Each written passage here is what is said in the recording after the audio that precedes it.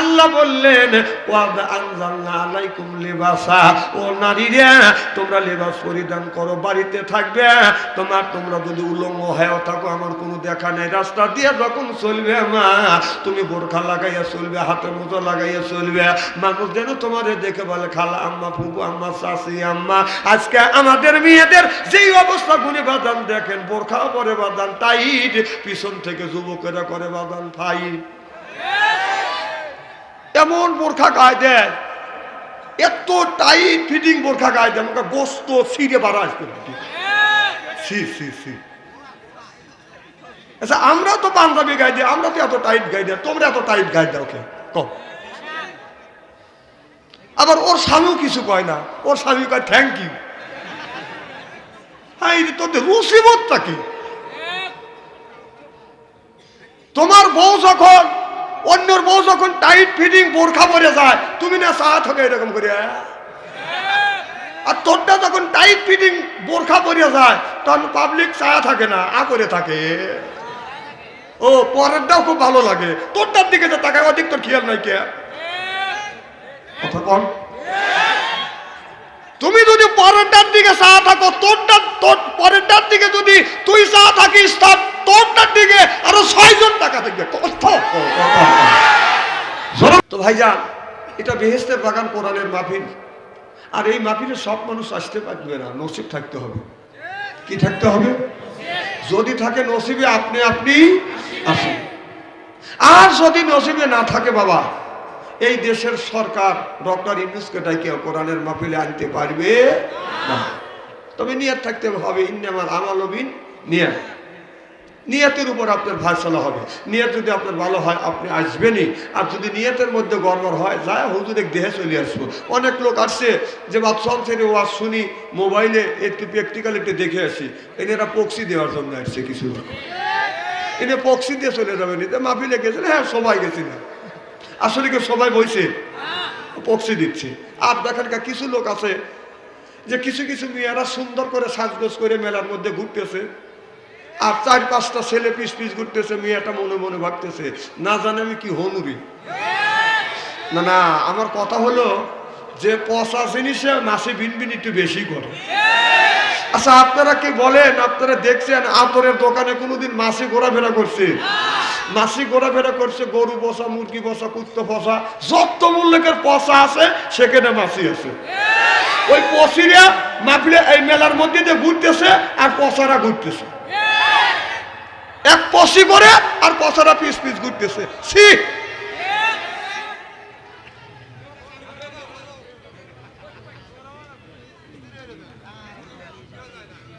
তো ভাইজান, ওরা মাহফিলে আসতে পারবে না। তা আল্লাহ বললেন ইজা কুরিয়াল কোরআনু ফাস্তামিলহু ওয়া আনসিতু লাআল্লাকুম তুরহামুন। যখন যে সময় আল্লাহর কথা আলোচনা হয়, কোরআনের কথা আলোচনা হয়, ওই জায়গায় আল্লাহর রহমত বর্ষিত হয়। সুবহানাল্লাহ। আল্লাহর এক বিন্দু রহমত যদি হরিণের উপরে পড়ে বেগুনে কস্তুরী হয়, হাতের উপরে পড়লে গজমতি হয়, জিনেকের মধ্যে হলে মুক্ত হয়। আল্লাহর এক বিন্দু রহমত যদি আল্লাহর কোন বান্দার উপরে পড়ে, ও বান্দা আল্লাহর ওলি হয়। আল্লাহ নারী আর পুরুষকে সৃষ্টি করেছে।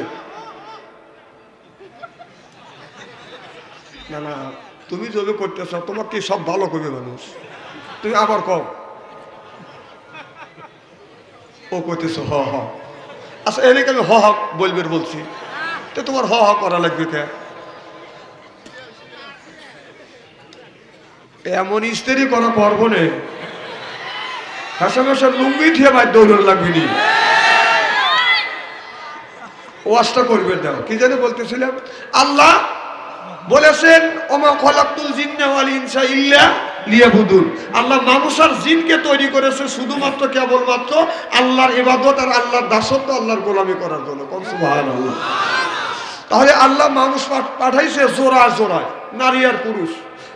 মানুষও পাঠাইছে জোড়ায় জোড়ায়, নারী আর পুরুষ। দেখবেন নারীকে তৈরি করেছে পুরুষের বাঁকা হাড়ের দ্বারা।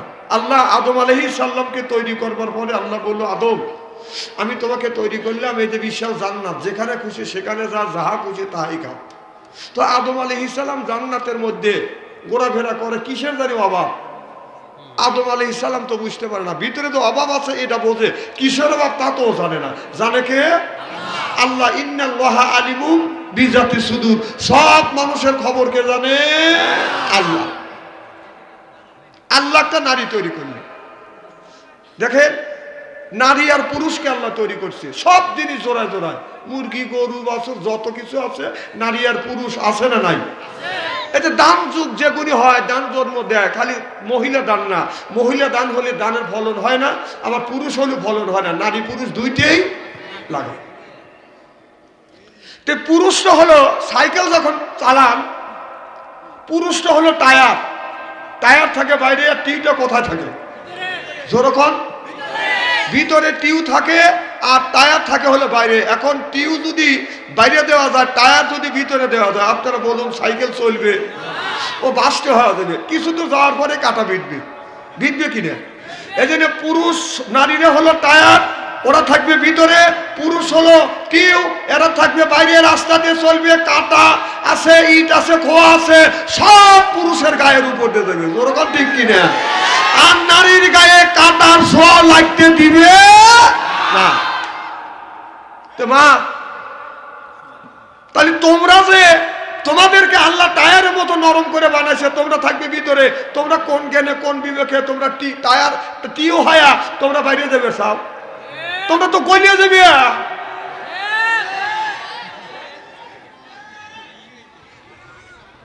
আমি কথা যুক্তির বাইরে বলছি। আল্লাহ গরুকে ডেরাত নিয়ে দিছে। আজ থেকে 30 বছর 40 বছর আগে আমি চিন্তা করলাম, তখন তো এইরকম করে ফ্যান ছিল না, আর মশা মারার এরকম ফাঁদও ছিল না, হয়তো উর্দে ছিল 2-1টা কয়েল, আর ডুব দিয়ে খালি বাতাস দিত। কতক্ষণ? আর 40 বছর আগেকার ঘটনা, তারও আগে। তো চিন্তা করে দেখলাম যে আল্লাহ গরু নেজ দিছে ডেরাত, যদি আল্লাহ আমাকে নেজ দিত, তাহলে গরুর মতো নেজ দিয়ে মশা বাইরে বাইরে করে তারা দিতেন। আবার একটু পরে চিন্তা করলাম, আল্লাহ আমাকে বায়ান দিছে, এই বায়ান কোরআনের মধ্যে আছে, আল্লাহ মাহুল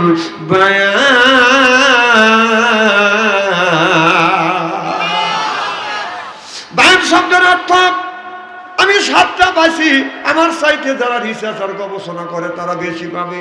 বান শব্দের অর্থ হলো কথা, বান শব্দের অর্থ ভাষা, বান শব্দের অর্থ হলো জ্ঞান, বান শব্দের অর্থ হলো বিবেচনা, বান শব্দের অর্থ হলো চেতনা, বান শব্দের অর্থ হলো মেঘা, বান শব্দের অর্থ হলো বাদান প্রজ্ঞা। আল্লাহ মাহুল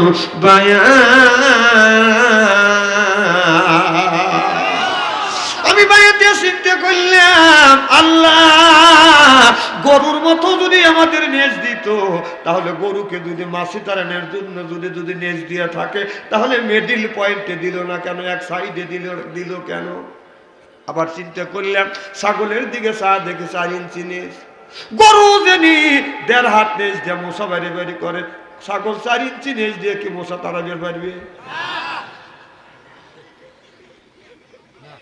আমি চিন্তা করলাম, না না, মশা মাসি তাড়ানোর জন্যই আল্লাহ গরুকে বাজার নেজ দেয় নাই, ছাগলকে বাজার নেজ দেয় না, গরুকে নেজ দিয়েছে তোমার ইজ্জতটা, তোমার এই নেজটা দিয়ে তোমার ইজ্জতটাকে ঢেকে রাখো, অন্য লোকজন না দেখে। আর ছাগলকেও 4 ইঞ্চি নেজ দিছে, তারপরে 4 ইঞ্চি নেজ দিয়ে এই ছাগলটা বাজার নিজের নেজটা লাগিয়ে রাখে। মা বন্ধু বলবো, মা আমার ওয়াজ শোনা লাগবে না, বাচ্চা আনসারি ওয়াজ শোনা লাগবে না, তুমি গরুর কাছটা শিখকে না, বরকির কাছটা শিখকে না। আজকে আমাদের দেশের মেয়েরা পায়ে পরে হাই হিল করতে কিলকিল, ঠোঁটে লাগায় লুটকে পিস যুবকের দেয় শীষ, এরপরে রাস্তা দিয়ে চলে বোরখা চড়া ছেলে, পেটও খালি পিঠও খালি। আমি হিসাব করে দেখলাম ওই মেয়েটা অর্দিনের শয়তানের শালি। যুবকের দেয় হাতে তালি, ছেড়ে না গলি গলি, জোরখান ঠিক কিনে। তাহলে একটা ছাগল আপনার 4 ইঞ্চি নেজ যদি হয়, তারপরে নিজের ইজ্জতটা ঢাইকে রাখে, গরুটাও বাদা নিজের ইজ্জতটা ঢাইকে রাখে। ছাগল যখন প্রসাব করে বসে, তারপরে নিচের দিকে বাদানি একটু আমু দেয়, মাজাটা নিচের দিকে হয় কিনে। গরু যখন পেশাব করে নেস্টে আপনার নেস্টে তুলিয়ে তার উপরে নেস্টে তুলিয়ে নেস্টে সাফা বাদান ইজ্জতটা ঢাকিয়ে রাখা বাদান তারা প্রসাব করে একটু আঙুল দিয়ে। আর বর্তমান দেশের যুবকেরা কুত্তায় যেই রকম প্রসাব করে আমাদের দেশের সোনার ছেলেরা কুত্তর মতো দাঁড়াইয়া পেশাব করে। যেরকম ঠিক কিনে কয়েকদিন বগুড়া গেছি মাহফিল করার জন্য, জাতি বগুড়া গ্যাস পাম্পে দাঁড়াইছি কম তালি স্ট্যান্ডার দিয়ে অজু করিয়াছি, যা দেখে একজন দাঁড়া থেকে বিশ্বাস করতেছে যেই কষি ভয় ওর কাপড় চুপড়ে একবারে শেষ, পাঞ্জাবিতে বসে প্যানও বসছে। মানে জিনিসটা রানিং এর উপরে যদি বসে, আমার কথা বোঝেন কি না বোঝেন, ওখান যে রানিং এ রয়েছে আমার দেখেই তো মাথা খারাপ। আমার ভাইয়ের আমার কুকুরের স্বভাব রাস্তা দিয়ে যখন হেঁটে যাবে পোশাবের যখন চাপ দিবে ইচ্ছা বাজার উঁচু জায়গা যখন দেখবে ডাইন টেঙ্গি উঁচু করে মারে এক কাচ্চা, এরপরে বাজান ওখান থেকে আপনার গুড়ি পায়ে দৌড়াইয়া যদি খেরের পালা পোয়ালের পালা দেখে ডাইন টেঙ্গি উঁচু করে মারে বাজান দুই কাচ্চা। আমার কথা কি বাজান বুঝতে আছে? আমার হলো আমি বলতে চাই ও যুবক ভাইয়েরা, তোমরা কি কুত্তর চাইতে নিকৃষ্ট? তোমরা কি জানো আর একটা কুকুর দ্বারা থেকে পেশাব করে আর তোমরাও দ্বারা থেকে প্রসাব করো। তোমরা না আমা খলাকতুল জিন্না ওয়াল ইনসা, আল্লাহ এই ইনসান জাতিকে তৈরি করেছে, মানুষকে তৈরি করেছে কেবলমাত্র আল্লাহর গোলামি আল্লাহর দাসত্ব করবার জন্য। এই মানুষ জাতি হলে শ্রেষ্ঠ জাতি, আর শ্রেষ্ঠ জাতি হইয়া কোন জ্ঞানে কোন বিবেকে তোমরা নিকৃষ্ট তোমরা কাজ করো। যেরকম ঠিক কিনে না আমি জানি উল্লাপাড়ার যুবকেরা এই ধরনের কাজ করে না, সব পাড়া সাজাপুরের ছেলেরা, তবে উল্লাপাড়াও কম না কয় মেলা মার হবার একটু জোর কর। আমার ভাইয়ের আমার এ মুসলমান বাইরে আল্লাহর হাবিবের বিয়াম্মাতারা ভালো করে লক্ষ্য করে শুনুন, আমলের নিয়তে শুনতে হবে। আল্লাহ বললেন ওয়াদ আনজালনা আলাইকুম লিবাসা, ও নারীরা তোমরা লিবাস পরিধান করো, বাড়িতে থাকবে তোমরা যদি উলঙ্গ হয়ে থাকো আমার কোনো দেখা নেই, রাস্তা দিয়ে যখন চলবে মা তুমি বোরখা লাগাইয়া চলবে, হাতে মোজা লাগাইয়া চলবে, মানুষ যেন তোমারে দেখে বলে খালা আম্মা ফুপু আম্মা চাচি আম্মা। আজকে আমাদের মেয়েদের যেই অবস্থা গুণে বাদান দেখেন, বোরখা পরে বাদান টাইট, পিছন থেকে যুবকেরা করে বাদান ফাইট, এমন বোরখা গায়ে দেয়, এত টাইট ফিটিং বোরখা গায়ে দেয় আমাকে গোস্ত ছিঁড়ে বাড়া আসবে। আচ্ছা আমরা তো পাঞ্জাবি গায়ে দিই, আমরা তো এত টাইট গায়ে দেয়, তোমরা এত টাইট গায়ে দাও কে কম? আবার ওর স্বামীও কিছু কয় না, ওর স্বামী কয় থ্যাংক ইউ। হ্যাঁ তোদের রুচিবোধটা কি?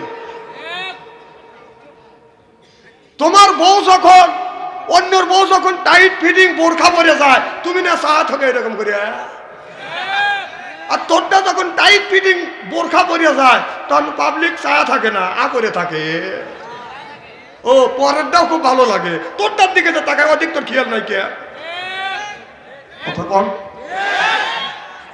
তুমি যদি পরেরটার দিকে চা থাকো, তোর পরেরটার দিকে যদি তুই চা থাকিস তার তোরটার দিকে আরো 6 জন টাকা থাকবে। জনগণ ঠিক কিনা?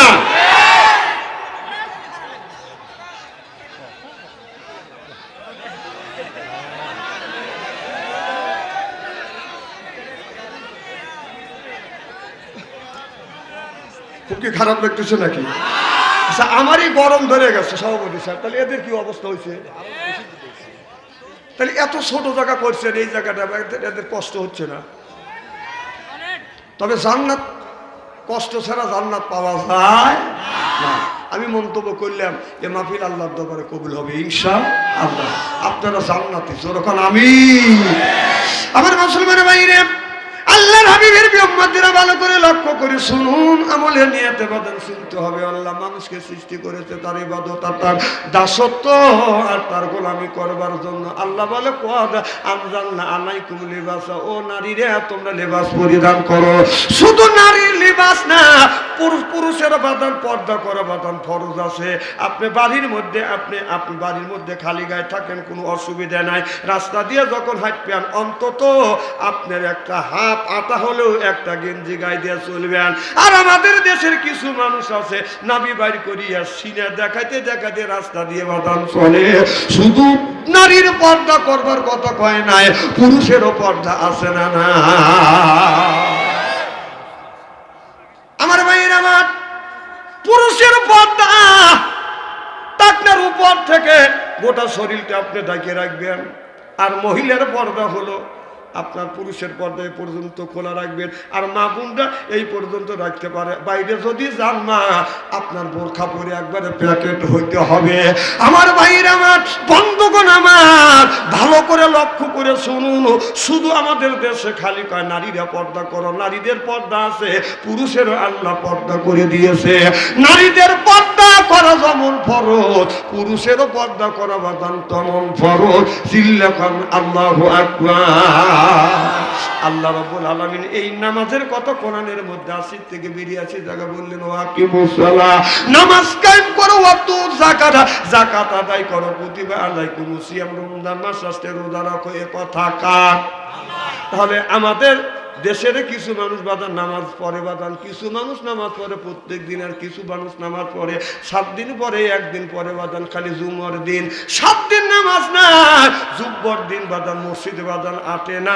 জুব্বর আপনার জুমার দিন টুপি মাথায় দিয়ে জুব্ব গায়ে দিয়ে মসজিদের আগের কাতারে দাঁড়ায়, জোরে করে করা খ্যাক করে দেখায়। আমি কোন আইসি এইরকম মানুষ আছে না বাজার নাই? আমার ভাইরা আমার, আল্লাহ নামাজের কথা কোরআনের মধ্যে 80 থেকে 82 জায়গা বললেন, ওয়াকিমুস সালাহ, নামাজ কায়েম করো, ওয়াতু যাকাত, যাকাত আদায় করো, কুতিবা আলাইকুমুস সিয়াম, রমজান মাস আসলে রোজা রাখো। এ কথাটা কার? তাহলে আমাদের দেশে কিছু মানুষ আছে নামাজ পড়ে না, রোজার কাছেও যায় না, যাকাতের ধার ধারে না, মাথা রাখছে বড় বড় চুল। ওই লোকটা করে গুল পরানো হলো পাটের চালা, আর হাতে হলো লোহার মালা, গলায় হলো পুতির মালা।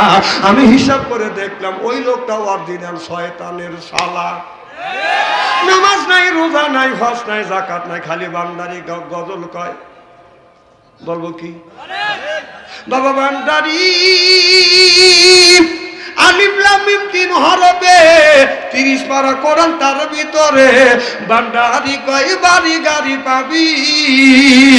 ও যে বান্দারি করিলে দোয়া, সেথায় যাবা চাকরি পাবা, কাগজ কলম ছাড়াই বাবা করি মাস্টারি। আমার দয়াল বান্দারি কাগজ কলম ছাড়াই বাবা করিছে মাস্টারি, কাগজ কলম ছাড়াই বাবা করে মাস্টারি। বাবা দয়াল বান্দারি বাচু আনসারি কয় অল্প দিনে তোর কপালে গুড়ি রে, তোর কপালে গুড়ি। আল্লাহর বাংলাদেশ, আহমদনগর বাংলাদেশ, সৈয়দুল্লাহর বাংলাদেশ, খানজাহানের বাংলাদেশ।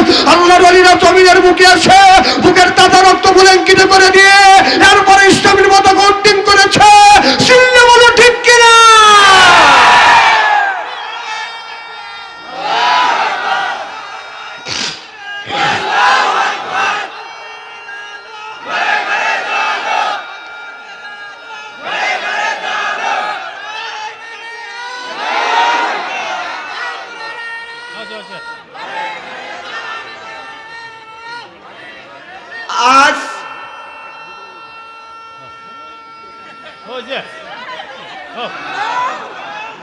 আজ শয়তানের জোর বেশি। জোরকন ঠিক কিনা? এইগুলি এই যে দেখেন ইতিহাস আপনারা পড়ছেন, ইয়ামিন থেকে 360 জন আউলিয়া আইছে। সুবহানাল্লাহ, এটা জোরকন। শাহ মকদম হাবিবুল্লাহ, শাহ মকদম শাহ পরান, এইরকম আপনার 300 কয়জন 60 জন আউলিয়া আইছে। আপনার ইয়ামিনে যান, যা দেখবেন যে আমাদের বাংলাদেশে যেরকম দ্বন্দ্ব, ওই রকম দ্বন্দ্ব ওই জায়গা নাই। তারা কিন্তু মুরিদ বানানোর জন্য আসে নাই, তারা দিন প্রতিষ্ঠিত করবার জন্য এসে নিজের জীবনকে বুলঙ্কিত করে দিয়েছে আল্লাহর রাস্তা। সুবহানাল্লাহ, এটা তোর কর। আর আমাদের দেশের লোক তাদেরকে পীর বানাইয়া ব্যবসা করে করে খাচ্ছে। কত কর? আপনি যান ইয়ামিনে যান, 313 জন আউলিয়া আইছে, ওরাই তো বড় বড় পীর। ওদের থেকে তো আমরা এই পীরের ব্যবসা পাইছি। ওই এলাকায় এরকম দ্বন্দ্ব নাই, মারামারি নেই, গন্ডগোল নাই। পীরের বাড়ি যাকার মাসে মাসে সাথে সাথে হিন্দুরা 12 মাসে 13 পূজা, আর আমাদের কিছু কিছু পীর সাহেবের বাড়িতেও 12 মাসে 32 পূজা। কথা বলে। কথা কি খারাপ বলতেছি নাকি? এটা এখন হলো ব্যবসা, এখন ব্যবসা।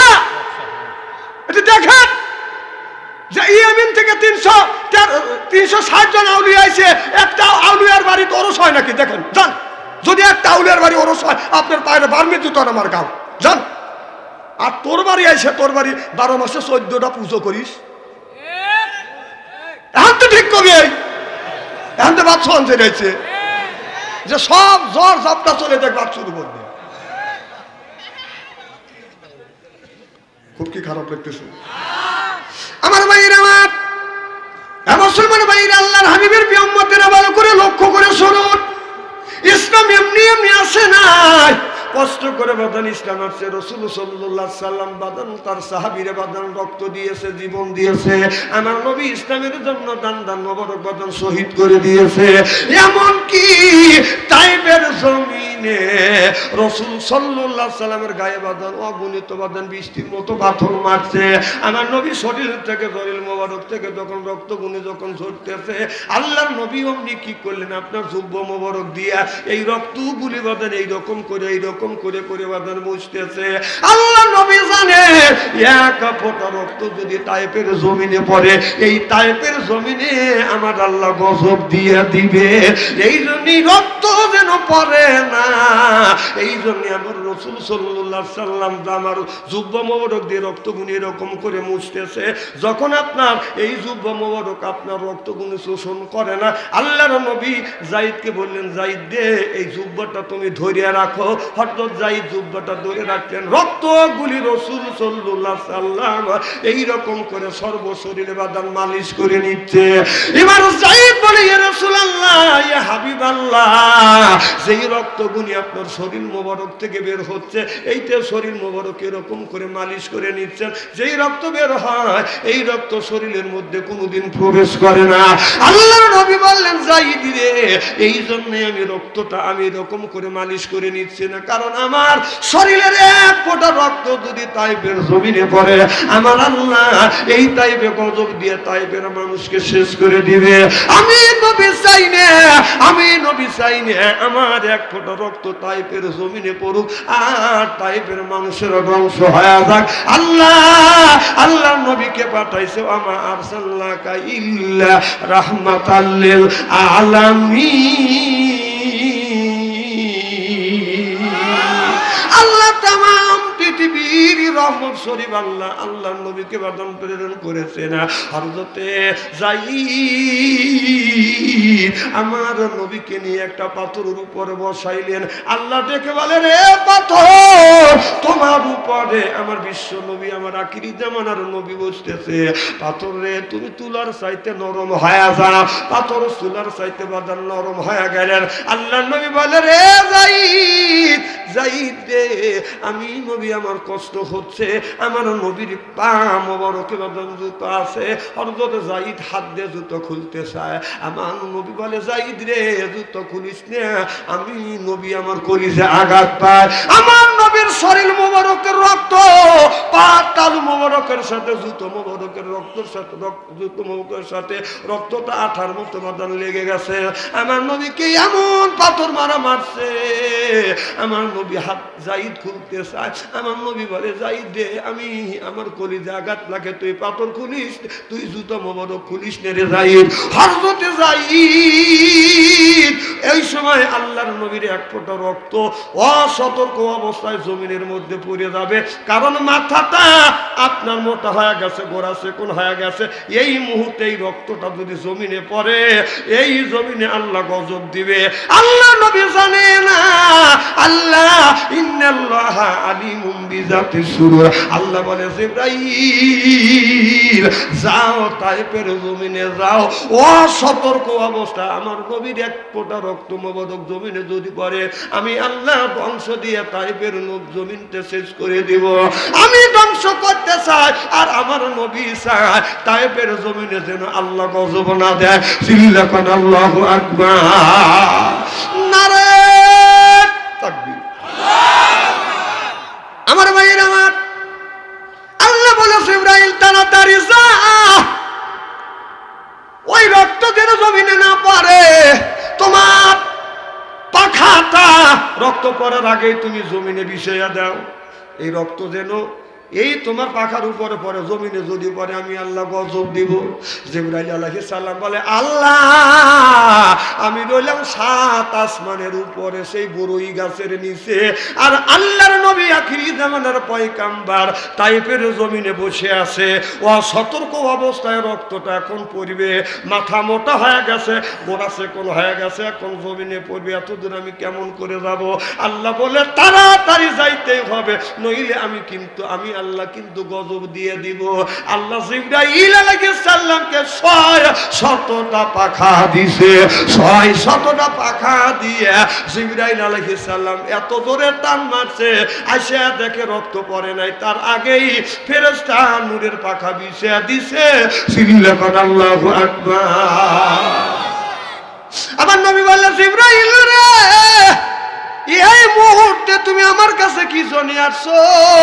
তুমি কি কোরআনের আয়াত নিয়ে আসছো? বলে, না, প্রত্যেকদিন আমি কোরআনের আয়াত নিয়ে আসি, আজকে কোরআনের আয়াত নিয়ে আসিনি। সুবহানাল্লাহ। জিবরাইল আলাইহিস সালাম যতদিন আল্লাহ রাসূলের কাছে আসছে, আল্লাহর পক্ষ থেকে কোরআনের আয়াত নিয়ে একটা সংবাদ নিয়ে আসছে। বিনে সংবাদে জিবরাইলের সালাম আসে নাই। একটা দিন আসছে কোনো সংবাদ না নিয়ে, সেটা হলো যেদিন রক্ত জমিনে পড়বে, ওই রক্ত ধরার জন্য। সুবহানাল্লাহ।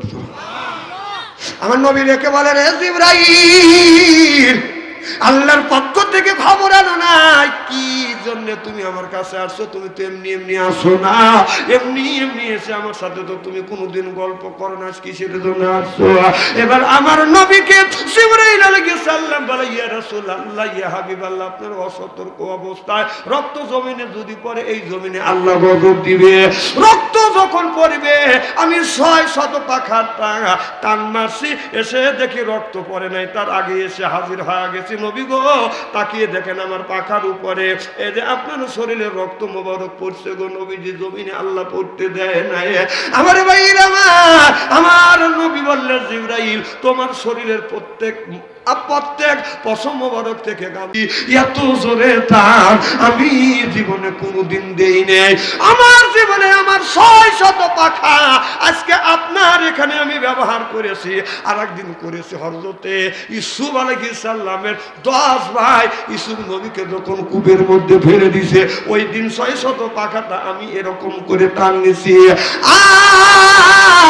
ইসমাইল আলাইহিস সালাম, হযরত ইব্রাহিম আলাইহিস সালাম ইসমাইলকে জমিনে শোয়াইয়া যখন ছুরি চালাইছে, ওই দিন আমার নূরের পাখা 600টা আমি টান মেরেছি। সিল্লাকান আল্লাহু আকবার। দেখে বলে, ইয়া রাসূলুল্লাহ, ইয়া হাবিবাল্লাহ, ও নবীজি, দুনিয়া আমি 3 দিন আমার এই 600 পাখা এরকম করে টান মারছি। সুবহানাল্লাহ।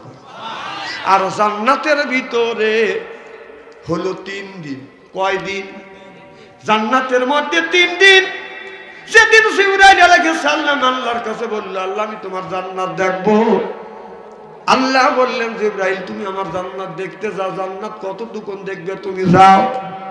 ও নবীজি, ওই দিন জান্নাত দেখার জন্য যাইয়া আমি আমার এইরকম করিয়া আমার এই শরীরের 600টা দানা দিয়া 70,000 বছর পর্যন্ত এরকম করে টাইনিয়েছি, আল্লাহর জান্নাতের মুড়া পাই না।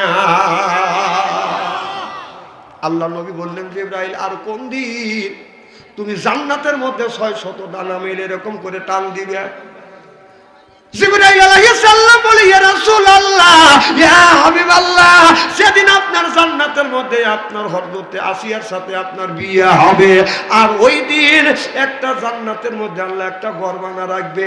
আল্লাহ নবী বললেন, এই ঘরটা কার? জিবরাইল আলাইহিস সালাম বলে, ইয়া রাসূলুল্লাহ, ইয়া হাবিবাল্লাহ, ওই জান্নাতটা হবে আপনার বড় বিবি হযরতে খাদিজা। আমার নবী বললেন, ফেরেশতা জিবরাইল আলাইহিস সালাম, আমার বিবি খাদিজার জান্নাতটা কতটুকু হবে? ভাই আমি এই 600 পাখা দিয়ে একদিন নয়, 2 দিন নয়, 600 বছর পর্যন্ত টানলেও আমি আপনার বিবির খাদিজার জান্নাতের মুড়া পাবো না। খুব কি খারাপ লাগতেছে? মারহাবা একটু জোরে কর। আমার ভাইরা আমার নবী বললেন জিবরাইল রে আমার বিবি খাদিজা এত বড় জান্নাত দিয়ে কি করবে? কয় ওই দিন ওই জান্নাতের মধ্যে আপনার বিয়ে হবে। কয় কার সাথে? কয় আসিয়ার সাথে বিয়ে হবে। সুবহানাল্লাহ। কার সাথে? আসিয়ার সাথে বিয়ে হবে। একটা হাদিসের কথা মনে পড়লে বলবো কি? মা ফাতেমা কোরআন পড়তেছে, হযরত আলী শুনতেছে। পড়তে কোরআনের মধ্যে লেখা আছে, একটা আয়াত আছে যে পুরুষ 4টে বিয়ে করতে পারবে। এই আয়াতটা যখন আইছে ফাতেমা আস্তে করে পড়তেছে, মানে হযরত আলী না শুনে। হযরত আলী শুনে মুচকে হাসি দিছে। ফাতেমা তালিয়ে আছে যে কি ব্যাপার স্বামী, আপনি হাসি দিলেন কেন? হযরত আলী বলল, বিবি তুমি যে আয়াতটা পড়তেছো তার আগের আয়াত আমার মুখস্থ আছে। এখন তুমি যেটুক তেলাওয়াত করবে ওইটিকে লেখা আছে পুরুষ 4টে বিয়ে করতে পারবে, আর তুমি ওই জায়গায় আস্তে করে কোরআন তেলাওয়াত করলে। তখন হযরত ফাতেমা বলতেছে, নারীরা সব কিছুর ভাগ দিবে কিন্তু স্বামীর ভাগ দিতে চায়। সুবহানাল্লাহ। হ্যাঁ, নারীরা সব দিবে, সমাজ জমি তালা তালুক যা আছে সব দিবে। যদি একটা বউ, যদি একটা স্বামী যদি আর একটা বিয়ে করে আছে, বড় বউ কয় ওই বউ তালাক দে, আমার বাড়ি বেচা লাগলে বেশ। কথা কয় না, তাই এই বেজাল জানি না থাকে। আমার এলাকার একটা লোক বিয়ে করছে 2 বউ, এমন কয় যে আমি 2 বউ নিয়ে সংসার করবো। তখন বড় বউ করতেছে, তুই যদি 2 বউ নিয়ে সংসার করিস আমি ফাঁসলে মরবো, আর ফাঁসিলে মরি তাহলে তোর জেল খাটা লাগবে। তাহলে বললো তো তাহলে বউ ছেড়ে দেবো, টাকা পাবো কোনে? 3 লক্ষ টাকা আমি কাবিলনামা লেখছি, আমার জমি যা আছে ব্যাস ভিক্ষা করে খাবো, তা তকলে থাকবো, তার সতীনের গড় করবো না। এখন তো ঠিক কবে আমার ভাইয়ের আমার আলী ডেকে বলে, রে ফাতেমা আমি তোমার কোরআন তিলাওয়াত শুনতেছি, আর তুমি এই জায়গায় এসে আস্তে করে কোরআন তিলাওয়াত করলে যেই জায়গা পুরুষের 4টে বিয়ের কথা কোরআনের মধ্যে উল্লেখ করেছে, এ ফাতেমা তুমি আস্তে করে কেন পড়লে? বলেন স্বামী গো আমি আস্তে করে পড়েছি কারণ কোন স্ত্রী চায় না স্বামীর বাক আর এক মহিলা আসে নিক। যখন ঠিক কিনে সংসার চালা পুরুষ জাতি নারী লাগায় প্যাস, প্রত্যেকবারই হয় গো খেলা নিবারি ম্যাচ। যদি কোন কি খেলা? স্বামী স্ত্রী যখন জর্গ হয় খেলা ওই বাতি হয়। বউ স্বামী বউর চুল ছিঁড়বে চায়, আর বউ স্বামীর চুল ছিঁড়বে চায়। বউ কয় তুই আয়, স্বামী কয় তুই আয়, আজ তোর একদিন নেই আমার একদিন। সংসার চালা পুরুষ জাতি নারী লাগায় প্যাচ, প্রত্যেকবারই হয় গো খেলা নিবারি ম্যাচ।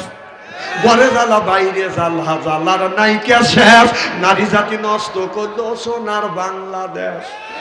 প্রেমপ্রীতি ভালোবাসা নারী করছে শুরু, হিসাব করে দেখলাম নারী প্রেমের নাটের গুরু। আমার মুসলমান বাইরে আল্লাহর হাবিবের প্রেমতের ভালো করে লক্ষ্য করে শুনুন, আপনি নিয়তে শুনতে হবে।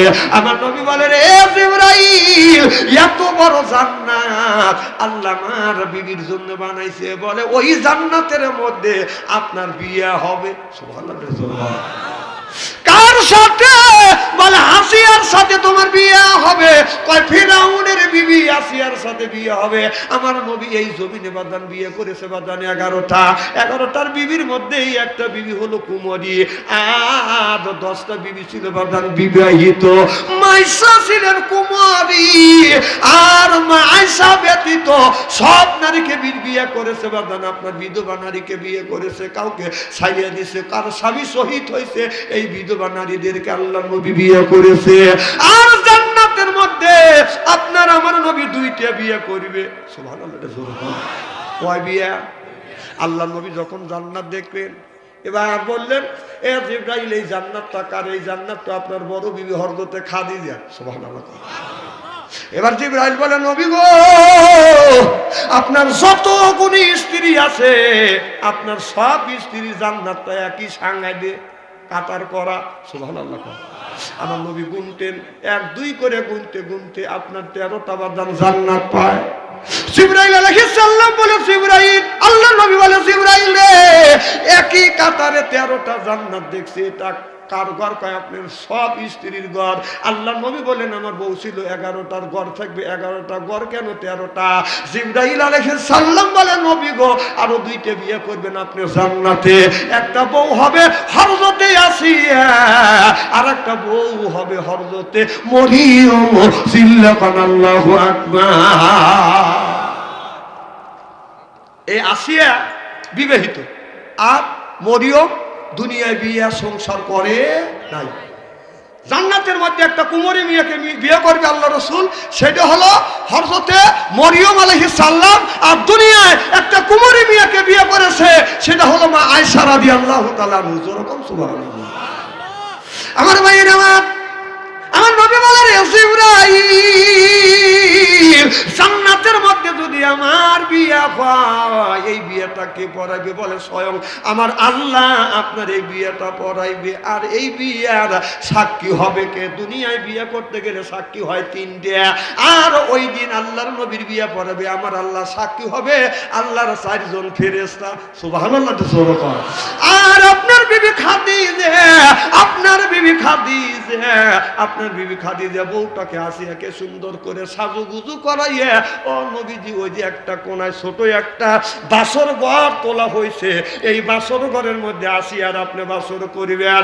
এই ঘরটা এত সুন্দর করে সাজাইছে, আমাদের দেশের ছেলে মেয়ে বাদান বাসর করতে গেলে ঘরটা এত সুন্দর করে বাদান সাজুগুজু করে, মনে হয় এইটা মনে হয় একটা জান্নাত। তাহলে দুনিয়ার বাসর ঘর যদি সাজুগুজু করে সাজায়, সুন্দর করে বাদান যদি সাজায়, তা আপনার হাসরের ময়দানে জান্নাতের ভিতরে আল্লাহ যখন আমার নবীর বিয়ে হবে বাসর ঘর সাজাবে, এই ঘরটা কিভাবে সাজাবে এখন কি আপনারা উপলব্ধি করতে পারতেছেন? আমার জিবরাইল আলাইহিস সালাম বলে নবী গো আপনার বড় বিবি খাদিজাতুল কুবরা সুন্দর করে আশিকে সাজাইয়া আপনাকে আর আসিয়াকে বাসর ঘর পর্যন্ত সে ঢুকা দিয়ে আবার ওখান থেকে চলে আসবে। সুবহানাল্লাহ। আমি একদিন হুরিয়ার ওয়াজ করছি, তো আমার বিবি শুনছে যে এক একটা পুরুষকে 70টা করে বউ দিবে। সুবহানাল্লাহ। তাদের বয়স কি? 16 থেকে 17, 17 থেকে 18, এর সাথে বড়ও হবে না ছোটও হবে না। আর তাদের চেহারাটা কি হবে? 70 পর্দা কাপড় পরবে, তারপরেও রূপ যৌবন দেখতে পারবে না। সুবহানাল্লাহ। 70 পর্দা কাপড় পর করিয়া গায়ের পশম দেখা যাবে, চামড়া দেখা যাবে, গোস্ত দেখা যাবে, হাড় দেখা যাবে, হাড়ের মধ্যে যে মস চলাফেরা করতেছে মস পর্যন্ত দেখা যাবে। 70 পর্দা কাপড়েও হুরের রূপ যৌবন দেখতে পারবে না। সুবহানাল্লাহ। ওই হুর দুনিয়া যদি মাটিতে থুতু ফেলতো, তামাম পৃথিবীর মাটিতে আতরের মতন গেরান হয়ে যাইতো। সুবহানাল্লাহ। আর আমাদের ঘরে ঘরে একটা করে হুর আছে, এই হুর সকাল রাত্রে যদি খানা পিনে করে ঘুমো থাকে, সকালবেলা ব্রাশ না করলে ওর মুখের কাছে নাক নেওয়া যায় না। ঠিক কবিনি তোমার বাদ যায় না, এখানে ঠিক কইতেছে। ওই পুল করিয়া পৃথিবীর পানিতে যদি থুতু ফেলতো, তামাম পৃথিবীর পানিতে আতরের মতো বাদান আপনার এই মাটিতে থুতু ফেললে তামাম পৃথিবীর মাটিতে আতরের মতন গেরানো হয়ে যাইতো। আর আমাদের একটা করে হুর ঘরে শুয়ে থাকে, ওই হুরের বালিশেও নাক নেওয়া যায় না। আজকে যদি করে দুঃখ না থাকে, খুব কি খারাপ দেখতেছে নাকি? না রে আমার ভাইয়ের আমার, জিবরাইল আলাইহিস সালাম বলে ইয়া রাসূলুল্লাহ, ইয়া হাবিবাল্লাহ, ওই দিকে যেতে চাই না। ওই দিন আপনার বড় যাত্রী হবে, বড় জাত। আল্লাহ নবী বললেন আমার বিয়ার বড় যাত্রী হবে কে? হযরতে জিবরাইল আলাইহিস সালাম বলে নবী গো আপনার বিয়ার বড় যাত্রী হবে আদম থেকে ঈসা আলাইহিস সালাম পর্যন্ত যতগুলো নবী রাসূল আছে 1,24,000 পয়গাম্বর আপনার বিয়ার বড় যাত্রী হবে। সুবহানাল্লাহ। যখন নবী রাসূল বড় যাত্রী হবে, এই কথা রসুল যখন শুনছে, আল্লাহ রসুল বলল জিবরাইল আমার এতিম উম্মত কি আমার বিয়ের বড় যাত্রী হবে না? রসুল জিবরাইল আলাইহিস সালাম বলল নবী গো আপনার এতিম উম্মত জান্নাতের বিয়ের বড় যাত্রী হবে। সুবহানাল্লাহ। আপনারা কি আল্লাহ রাসূলের যেদিন বিয়ে হবে ওই বিয়ে বড় যাত্রী আপনারা কি হইতে চান? কি কোন চান? কাজ করা লাগবে বাজান। 4টা জোরে কোন কয়টা? জিবরাইল আল্লাহ নবী বললেন যারা আসিয়ার সাথে আমার বিয়ে হবে, ওই বিয়ের যারা বড় যাত্রী হবে তাদের দুনিয়ায় 4টা বিয়ে করা লাগবে। মনে করেন আপনাদের মাগুরা ডাঙ্গার একটা ছেলে বিয়ে করতে যাবে আপনার শ্রীকোলা মোড়ে, কথা বুঝতেছেন না? শ্রীকোলা মোড়ে বাজান বিয়ে করতে যাবে। এই গ্রাম থেকে 100 জন বাজান বড় যাত্রী যাবে, আর 100 জন বড় যাত্রী যাবে দেখে মিয়ার বাবা বাজানে একটা গরু জব করছে, 5 মণ দুধের দই বসাইছে। ওই যে মুখ চটকা দিছে রে, হাই রে আল্লাহ, আমি করি ওয়াস, এরা মুখ চুটকায়। আমার ভাইরা আমার, তাহলে বরের ওসিলা করে আপনার 100 জন বড় যাত্রী খাবার খাবে, 800 জন খাবার খাবে, গ্রামের পাড়া প্রতিবাসী মানুষ বাজান খাবার খাবে, কুত্তা বিলে বাজান খাবে, ওই যে হাড্ডি কাটা। তাহলে আপনারা বলুন, বড় যাত্রীর ওসিলা করে বর খাবার খাবে না, বরের ওসিলা করে বড় যাত্রী খাবার খাবে? কার ওসিলায়? বরের ওসিলায় না বড় যাত্রীর ওসিলায় খাবে? বাহ, ক্লিয়ার। বরের ওসিলা করে খাবার খাবে। আরো ক্লিয়ার বলেন, আপনার মাগুরা ডাঙ্গার যে ছেলেটা বিয়ে করতে যাবে শ্রীকোলা মোড়ে, ওই ছেলেটা যদি বাড়ি থেকে পালিয়ে যায় আর বড় যাত্রী দিয়ে, আর ছেলের বাবা মাও চিন্তা করলে হেসোতে একটা গরু জবাই করছে, 5 মণ দুধের দই বসাইছে, ছেলেকে খুঁজে পাচ্ছি না, অতএব খাবার নষ্ট হয়ে যাবে, আগে খায়া আছি, তারপরে ছেলেকে খুঁজে নিয়ে 3 দিন 4 দিন পরে হলে বিয়ে পড়া নিয়ে আসবো। বর রাখিয়া বড় যাত্রী যাইয়া যদি খাবার চায় আপনারা বলুন খাবার খাইতে দিবে? বাহ, এটা যেমন ক্লিয়ার বুঝলেন। যারা দুনিয়া 4টা কাজ করতে পারবে না তারা আল্লাহর নবীর জান্নাতের মধ্যে বিয়ার বড় যাত্রী হইতে পারবে। ক্লিয়ার কথা। কাজ করা লাগবে কয়টা? 4টে। তারপরেও যখন মাগুরা ডাঙ্গা থেকে বর যায়, মাইকত যায়, তাদের দেখবেন বররা লাখে রোমাল নেয়। আমার বুঝেই আসে না বিয়ের দিন ওরা লাখে কিসের লেগে রোমাল নেয়। না না, বিয়ে তো আমি করছি, একটা টুপি মাথায় দিয়ে পাঞ্জাবি গাইতে বিয়েটা সালা মতো বসে থাকছে এরকম করে, হ্যাঁ? আর তোমরা ছাওয়াল ফালে এরকম লাখে রোমাল লাও, ঘটনাটা কি? হ্যাঁ, এই ঘটনাটা কি? নিশ্চয়ই কিন্তু কারণ আছে। হ্যাঁ, এর কারণ হলো কি জানেন? এর কারণ হলো 3 লক্ষ টাকা যৌতুক নিছে। এদিন লাখ দাইকে দেখছে, কেউ জানি না দেখে, নাকে লজ্জা করতেছে। লেওয়ার সময় লজ্জা করে না, তখন ওই দিন লাখে লেও। কত ছেলে আছে শ্বশুর বাড়ি থেকে হুন্ডলিয়ে আপনার ওই গ্রামের লোকের কাজ দিয়ে দুলো উড়তে যায়, আর মানুষ তোমার খুব খুশি করে, এই তোর বাপের টাকা দিয়ে হুন্ডা কিনবে পারিস নেই, পরের টাকা দিয়ে হুন্ডা কিনে আমার কাজ দিয়ে আবার ভৌ করে আবার দুলো উড়তে যাস, তোর কি ভালো করে? ছোট লোকের বাচ্চা, কত কর না কেন? কথা কি অবাস্তব বলতেছি নাকি? ওই মিয়ার গ্রামের লোক বলবে যে অমুকের নামে যাচ্ছে হুন্ডা দিয়ে, ওর হসুর হুন্ডা দিছে, সেই হুন্ডা আমার সামনে দিয়ে ভো ভো করে ধুলো উড়তে যাচ্ছে, ওরা তো নিন্দা করতেছে।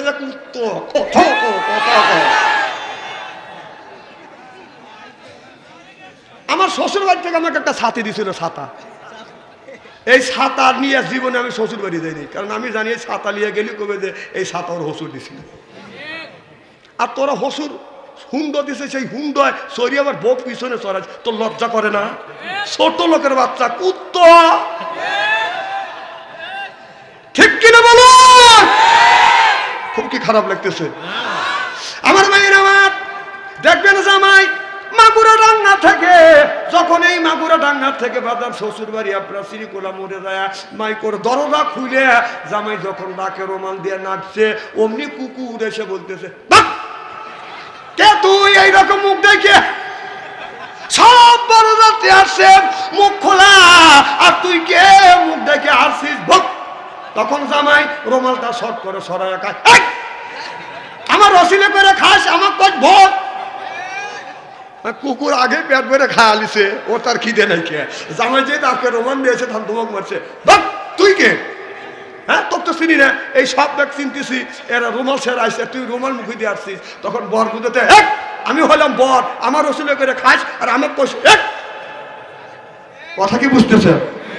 খুব কি খারাপ লাগতেছে নাকি? এভাবে যদি ঘন্টা খানি আলোচনা করি শোনার জন্য রাজি আছেন? হাত তুলে দেখান তো দেখে রাগ করবেন কারা কারা? না না, বুঝেছি আপনাদের মন মানুষতা ভালো আছে, যারা হাত তুলছেন হুজুর তুলছে তাই বুঝে তুলছেন, আর যারা তোলেন নাই বুঝে